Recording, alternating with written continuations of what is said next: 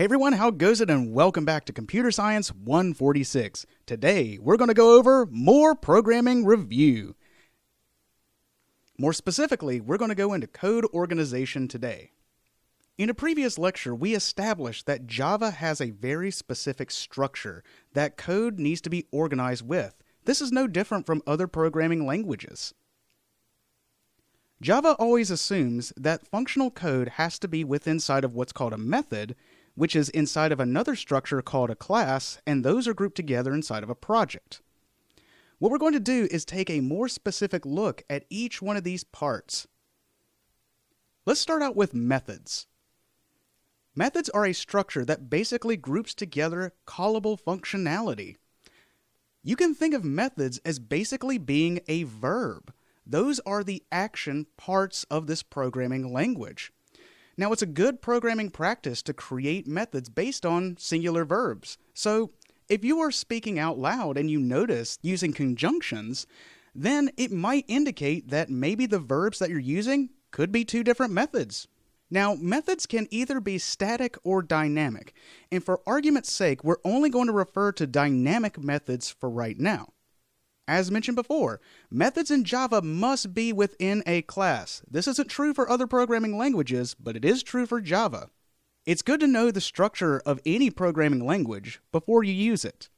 Now, the syntax for creating these dynamic methods, which again are inside of classes, you start out with what's called a scope, follow that up with a return type, follow that up with an identifier, parenthesis, and then within those parentheses you have a number of parameters. What I just described is referred to as the method definition. From there, the functional code is grouped together in the body of the method, which is denoted by an open and closed curly brace. An example of a particularly useful method would be this one below. Public boolean is valid, passing in an int index. What this does is return whether or not an index is valid for some given array. So we know with arrays, it starts with the index 0 and ends at the length -1. This compound Boolean expression determines if that index is valid for that given array A. Looking more specifically in each one of the parts of defining a method, first let's take a look at the scope and its return type. The scope indicates where the method can be called from. Now there's two major types of scope that we're going to be using throughout this class. One is called public and the other is called private. A public scope means that you can call that method. That method can be accessed outside of that class. A private method can only be called internally within the class. This is really great for creating specific kinds of methods that are considered helper methods. It just basically helps out other methods that are internal to this class. Following the scope, we have the return type, and this allows a method to pass back values.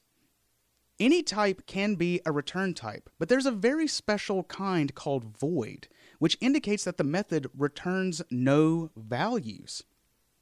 Now, if the return type is anything but void, then you must return that value within the method, and we use the reserved word return in order to return said value. Also keep in mind, return immediately stops the method. It immediately exits the method with that value. And a very common syntax error that can come up from this is that every path within a method must return one of those values. Looking at the example below, we have public double feet to inches and a parameter double feet. Now if you notice, the return value is not null, it's double. And what we're returning here is both 0 or this number of feet times 12. Now reading a little further into this method, if the feet here is less than 0, then we just return 0, which would indicate that any foot amount that is negative might be invalid, so we just return that value. Otherwise, we return this feet times 12, in other words, getting the feet into inches. In either case, you could see that if this is true, we return a value, and otherwise, we return that value. So in fact, all of the paths in this program return some sort of value, which is a double. Anything that is not the void type has to return a value. The next part, After the scope and the return type, you have the identifier and the parameters for a method. The identifiers give a name to a method, and it's the same rules for a variable. Variables give you a way that you can access and store information. Identifiers for a method allow programmers to call those methods. In other words, to use those verbs. Now, just like the rules for variables, it's good common programming practice to camel case the identifiers for a method. It's also really good practice if you assume that methods are basically verbs, give them verb-like names. Make them have an action.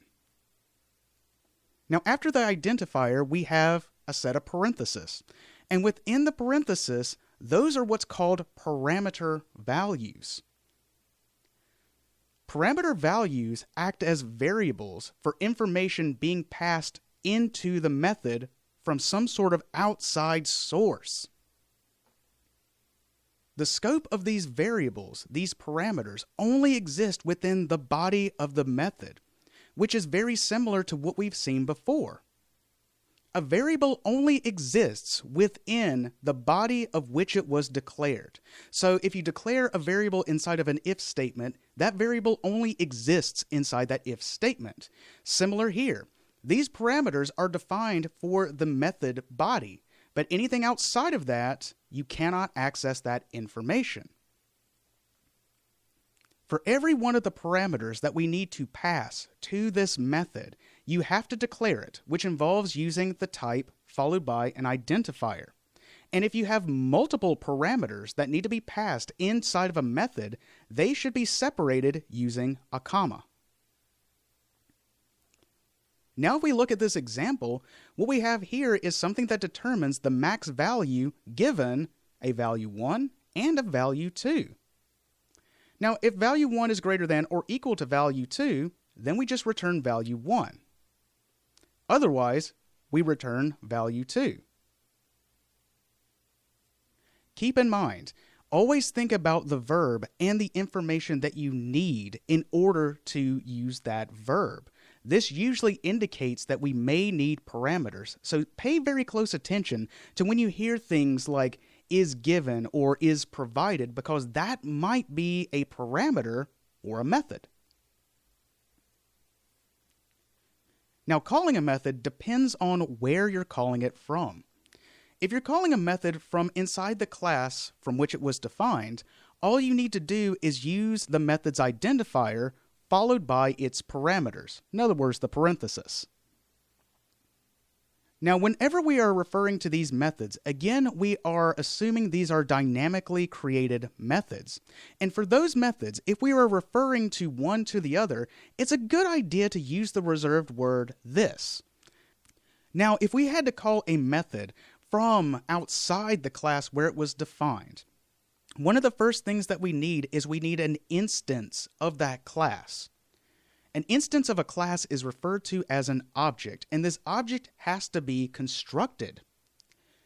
If you were to try to call a method, an action, from an object that does not exist, this is a very specific kind of error called a null pointer exception.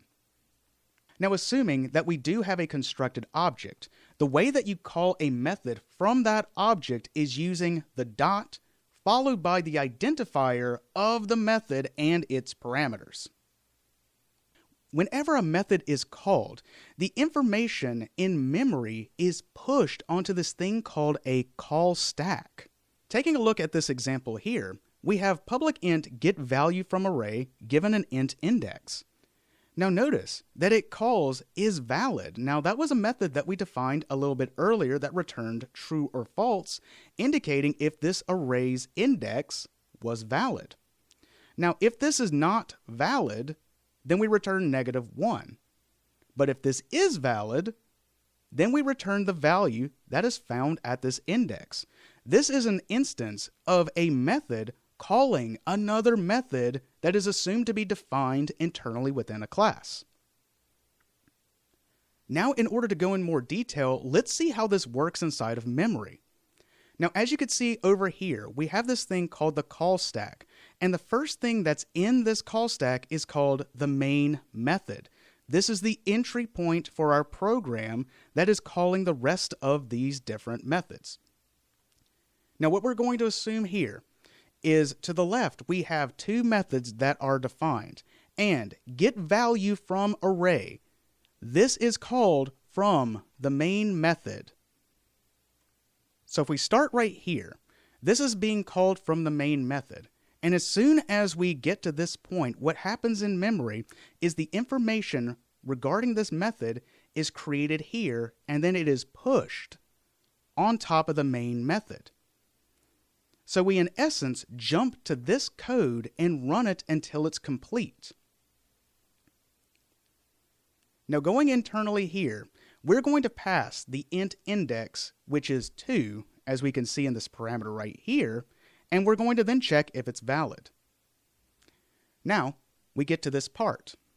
So if not this is valid given this index, this is calling another method, which means we are going to jump from this point right here down to that part there, while still keeping track of where we left off. Now, once we do that, we are then going to push the instance of isValid on top. Notice that we assumed that int index was 2. And remember, this is a variable value. So from the main method, we passed get value from array with the value 2, so 2 was stored inside of index. This was then passed to this variable right here, int index, and now we're going to run this code. Now, once we enter this method, we are going to assume that index 2 is valid. So this compound Boolean expression yields a true value. We then return that value back from where we came from.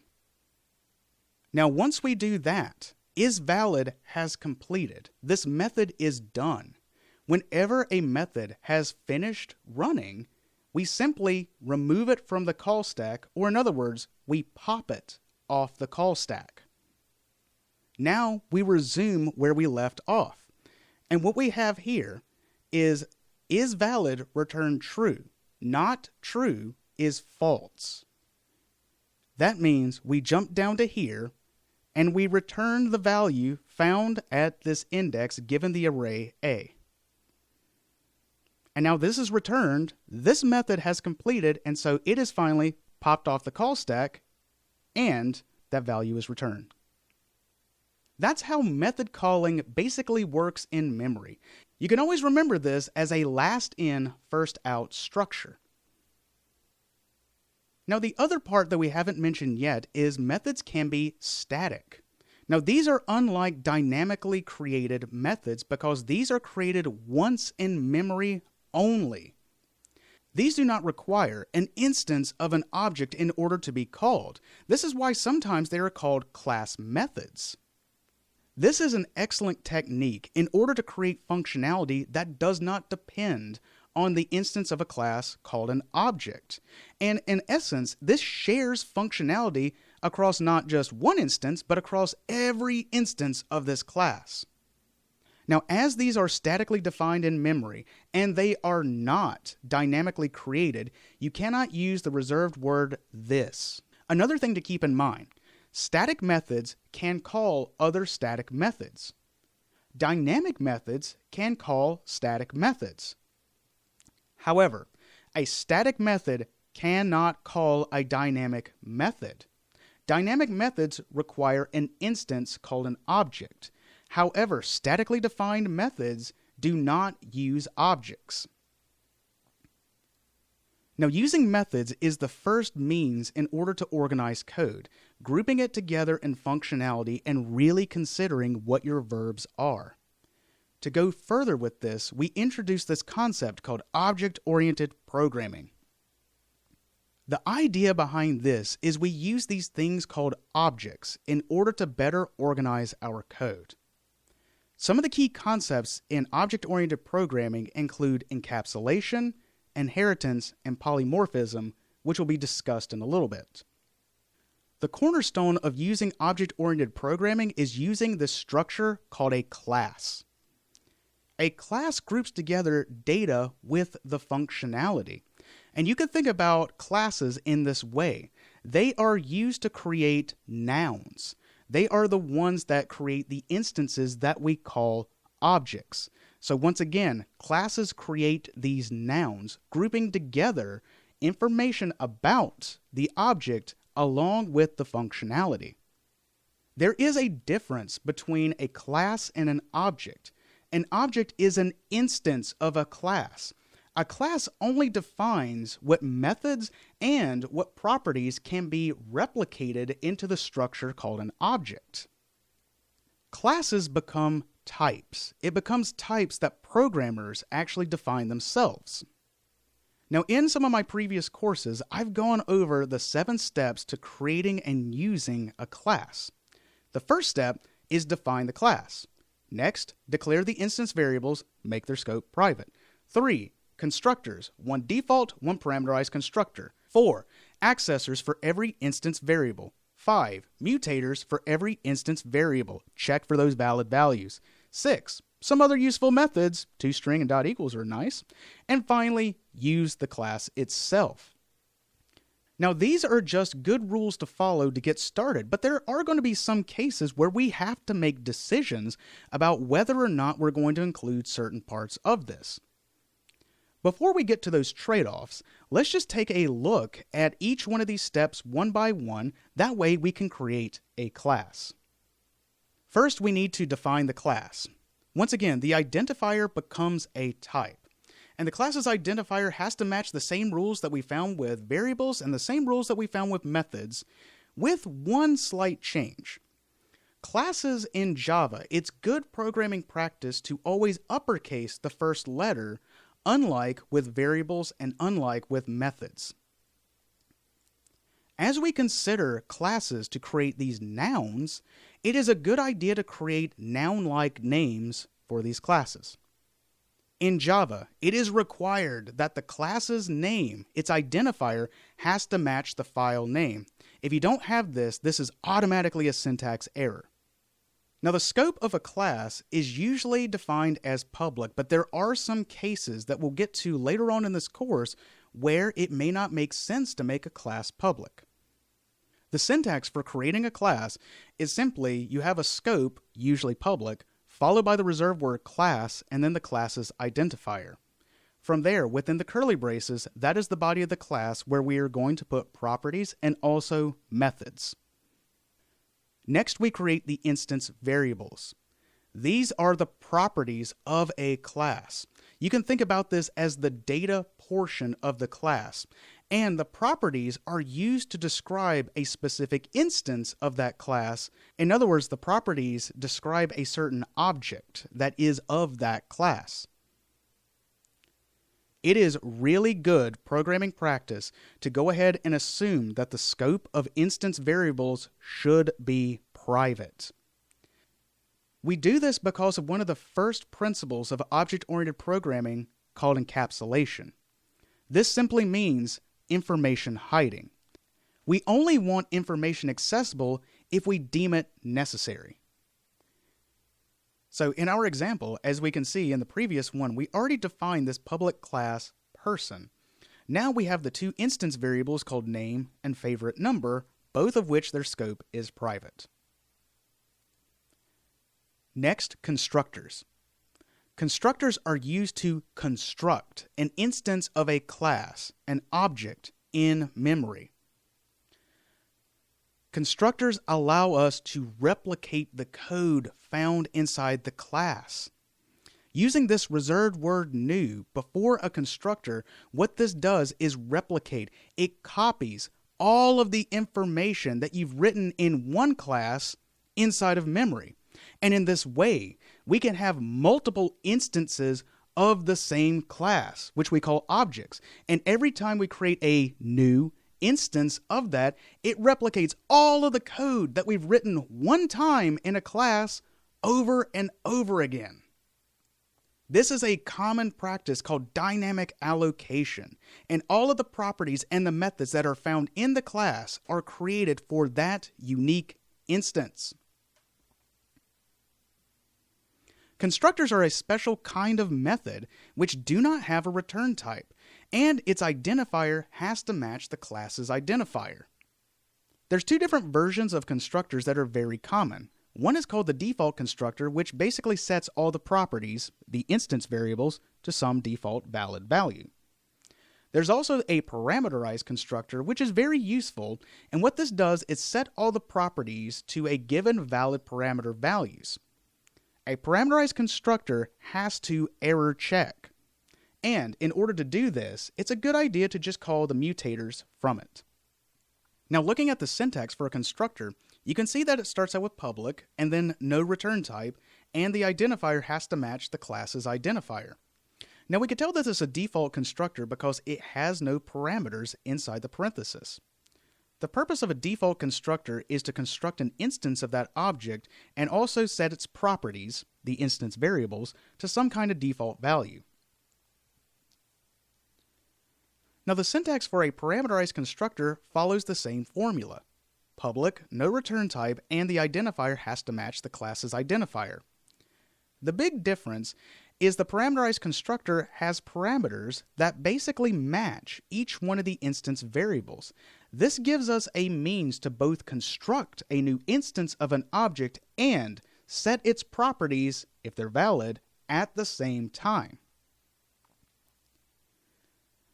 Looking at our running example, as you can see, we create a default constructor for this person.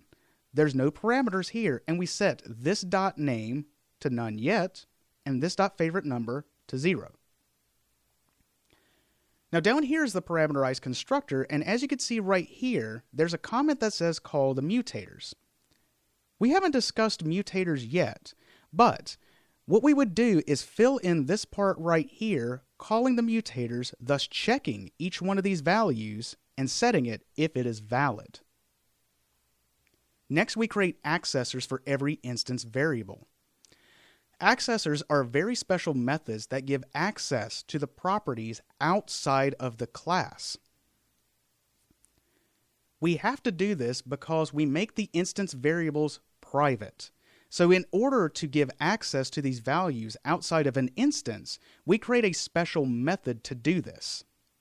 It is a good idea to go ahead and create an accessor for every instance variable in a class. Accessors are methods, but they are very extremely formulaic methods.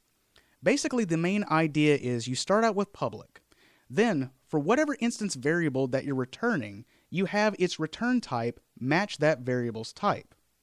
You then follow with the identifier, which is get, followed by the variable's identifier, no parameters, and then return this dot, whatever the instance variable's identifier is. So for our given example, we had two instance variables, name and favorite number.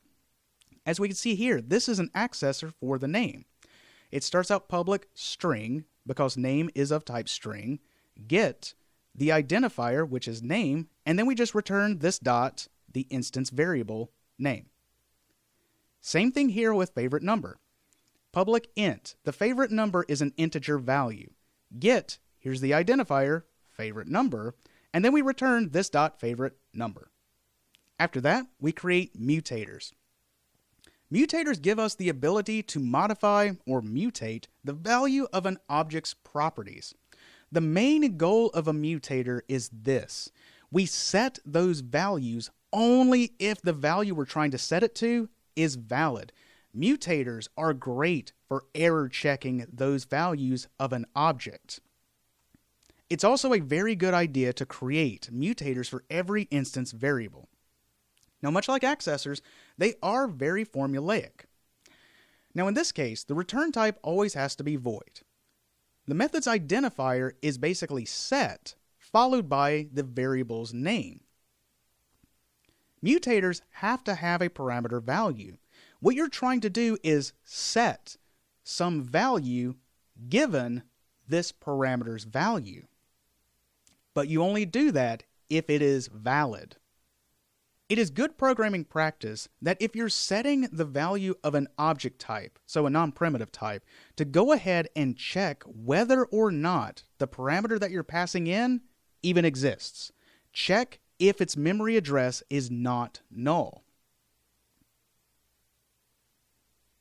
Applying this to our example, we have public void set name, then string a name. What we want to do is set the instance variable name to this if this is valid. Now, a string is an object type, which means it may not exist in memory. And the way that we check that is this way. If this parameter here, a name, is equal to null, null means it doesn't exist, and so what we do is set this to none yet, which was our default valid value. However, if this parameter, a name, is not null, then we set the property this.name to a name. Now we have another example here for the favorite number. But notice we're not doing any sort of error checking. This is because us as programmers, we have taken the stance that anyone can choose any number to be their favorite number. There is not an error here, so we're not going to check for it. Make sure that whenever you're writing a mutator, does the values that are being assigned to these properties make sense? And also, don't forget to call your mutators from your parameterized constructors. Now we get to other useful methods. These are basically the actions, the verbs that are very specific to this kind of object. Now, putting a lot of these aside, there are two very common methods that are particularly useful, and one is called toString, and the other one is called equals. The toString method returns a string value with all of the properties in that object concatenated together. This is very useful to use while debugging. The equals method verifies if the properties of one object is equal to another object's properties. The .equals method needs to be used for object types. Double equals for object types does not work the way you may think. Double equals for primitive types is the comparison operator, and it says, does the left-hand side equal the right-hand side? However, with objects, what it is referring to is not the contents of the object, but the memory address of the object. If you wanted to check for the contents, whether or not this object's properties are equal to another object's properties, then you need to use an equals method. Now over here is the general syntax that you can follow with toString and equals. ToString is always public string and toString, and then you just return all the properties concatenated together in a string. For equals, it starts out public boolean, so true or false, does this object equal some other instance of this object here? Now, as these are object types, the first check that we make is whether or not this other instance is null. If it is null, this instance doesn't exist, so no, this object does not equal this object. Now, if that is not true, then we check the values of each one of the instance variables. And always keeping in mind, if an instance variable is a primitive type, we use double equals. But if an instance is an object type, we use the method .equals, then we call the other instance's accessor to get that data. So with our running example, we have both the property name and favorite number. So when we create toString, we return the string name plus the property this.name. Then we concatenate that together with the string favorite number, and then concatenate that with the property this.favorite number. For the .equals method, we are comparing this person to another person, which we have named a person. So first check. Return a person is not equal to null. So has this person been constructed? Does this person exist? If that's true, then we move on, and we have to check this .name. Name is a string. This is a non-primitive type, so we need to use the method equals and then get this person's name to compare the two. Now, if that's true, we then check this .favorite number. This is a primitive type. It is an integer value. So this is why we use double equals to compare it to a person's favorite number that we got from its accessor. Now finally, after we have defined a class we now use the class. To use a class, we create an instance called an object by first declaring it. And this works just like we've described before with variables. You start out with the type, which in this case is the name of the class, followed by some identifier. Variables in Java assume default values, and the default value for an object is the memory address null. Simply declaring an object does not create the object. It only creates room for a reference. In this case, the reference is a memory address that points to the contents of the object. So in order to construct an instance, you have to use the word new followed by one of the class's constructors, and this should assign to the declared variable. This is the only way to create a new instance of an object. Simply assigning one object to another does not clone the object. All it does is have two different identifiers reference the same part of memory. Looking at the syntax, the declaration of this doesn't change from where we had it in variables. Now when we construct the new instance, we have the same identifier, the assignment operator, followed by the word new. New is then followed by the class's constructor. In our example, we have created an instance of person P1, or we've at least declared this, because right now P1 is still null.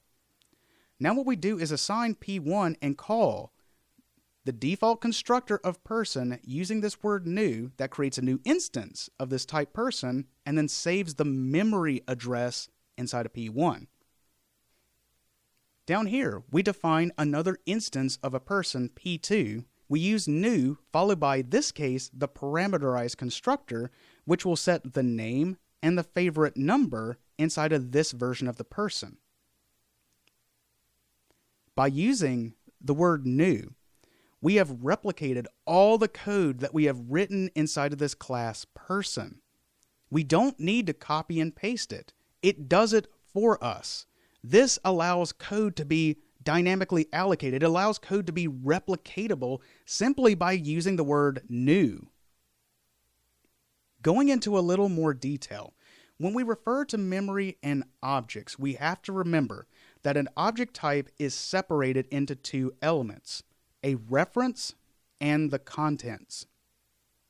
The identifiers for objects only contain a memory address, the reference. Null is a very special kind of memory address that means that this object has not been constructed. We have not used the word new in order to dynamically allocate all of that code in this specific object.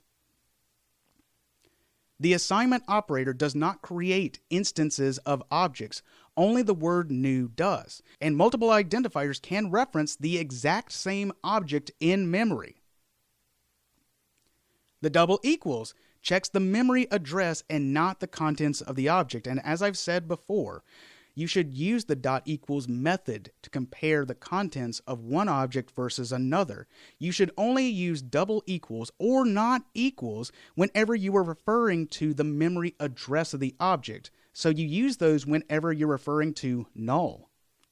Inside of memory, if there has been an object that has been constructed, however, we lose the reference to that object, thus making it unreachable, that object is deleted.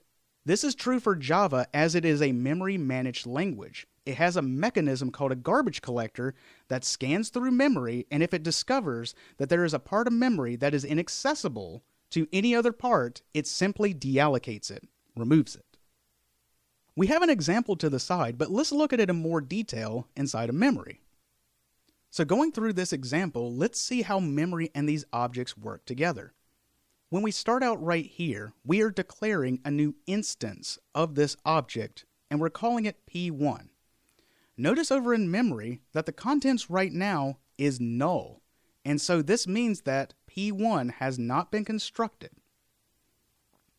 When we move to here, now what we're calling is the person's default constructor. This dynamically allocates, it creates the instance of that person. And as this creates the default constructor, as we can see here, person 1's name is set to none yet. And also person 1's favorite number is set to 0 because these were the default values that we set inside of that constructor. Now, what's assigned inside of P1 is just the memory address from where we start. So for argument's sake, we're just going to say that it points to memory address 44. And so this whole thing refers to the object, which we call P1. This is the contents of this object that we have just created, and it is referenced. It is pointed to by this identifier. This is the reference. This is the contents. Looking at another example, we first declare person P2 and its memory address is null. Now in this case, we use the parameterized constructor, and because this was not null, and this could be anything, you could see that each one of the properties were created and the values were assigned for this person P2. Once this is completed, once again, P2 refers to where this object is in memory. And again, we have the reference that is separate from its contents. Now we do the same for person P3, which is going to call the default constructor once again, setting the name to none yet, and the favorite number to 0, and it does the same thing where it basically points to there. Now going further with this, what we have done is we've created this Boolean B. Now we haven't created this in memory just because we're running out of room, but what we're doing here is using the comparison operator, the double equals, to compare P1 is equal to P3. Now remember, the comparison operator only looks at what is stored in the identifier. So in this case, what it's looking at is the value of P1, is that equal to the value in P3? Over here, is the value 44 equal to the value 256? Well, no, 44 is not equal to 256. Now granted, person 1 and person 3 have the exact same contents. The name is the same, and the favorite number is the same. But the memory addresses are different, so this statement would end up being false. This is different from using the dot equals method. What happens here is our P1 calls its dot equals method and then compares P3's properties versus its own. So P1.name is equal to P3.name. Similarly, 0 as a favorite number is also equal to 0. So using the dot equals method, it says the contents of these two objects are the same. But by using double equals, it indicates that these are two different instances of these objects found at this memory location and this memory location. Now let's assign the value P2 to P1. The assignment operator does not create clones of objects. It just assigns whatever is inside of that identifier. So you can see right here, P1 contains the memory address 120. When we set P1 is assigned to P2, what happens is P1 becomes 120. Thus, P1 references this object now. And alongside that, P2 also references the exact same object in memory. It didn't clone it. We just have two different identifiers referring to the same thing. Now this is where things can get very weird. The next statement, what we're doing is we're setting P1.setName to ASDF. Now P1 refers to this name, which basically changes that property to ASDF. So now, if we assign string name and call the accessor from P2, remember, P1 and P2 refer to the exact same object. Even though this was originally constructed as JJ, because we have changed the property from P1, we have thus changed the property in P2. The assignment operator with objects does not create clones. All it does is create multiple references to the same parts in memory. Be very careful about how you use this, but always remember that there is a separation from the reference and the contents of an object. Now you may be wondering, we lost the reference to what originally P1 was. So what happens to this information? As there is no way for us to reference this information anymore, we've lost where the memory address is. Java is a garbage collecting language, which means it finds parts in memory like this and says, well, we don't need that anymore, so let's go ahead and get rid of it. This is how you remove objects from memory. All you do, forget about it. Now, the next principle in object-oriented programming is called inheritance. This establishes a relationship between two classes where the properties and the methods are absorbed from one class into another, and this is very similar to biological inheritance. We use inheritance to create more specific versions of a given class, and this creates an is-a relationship. The reserved word extends is used to establish this kind of relationship, and it is used in the class's definition. Along with that, we use the word super to access methods from a parent class from a child class. Super followed by the parenthesis is a call to the parent's constructor. Super followed by a dot is a call to the parent's method. The syntax, as we can see here, is we first start out with public class, whatever the class's identifier is. Then we use the word extends and the other class. Now you'll notice here that I specifically put a default constructor here. It is a very good idea in Java to go ahead and for every one of the constructors to call the parent's constructor. So this is a call to the other class's default constructor. Now, if we wanted to create a more specific version of a person called an employee, we have employee extends person. This means that the employee has absorbed the attributes, name and favorite number, and now has included a new property called ID. From here, as you can see, in the default constructor, we call the person's default constructor, thus setting its name to none yet and its favorite number to 0. Then we set this .id also equal to 0 here. Now moving down a little bit, here is our equals method for an employee. And it basically follows the same format with one noticeable exception. We call super.equals here. This super calls the person's .equals method, thus passing this employee E to here to check whether or not the name and favorite number match. Now notice, this is of type employee, and this .equals method expects the type person. An employee is a person. This means you can substitute the type employee for a type person. Now, this is a very interesting concept because what this evokes is one thing can become many, and this is the final property of object-oriented programming. Polymorphism. One becomes many.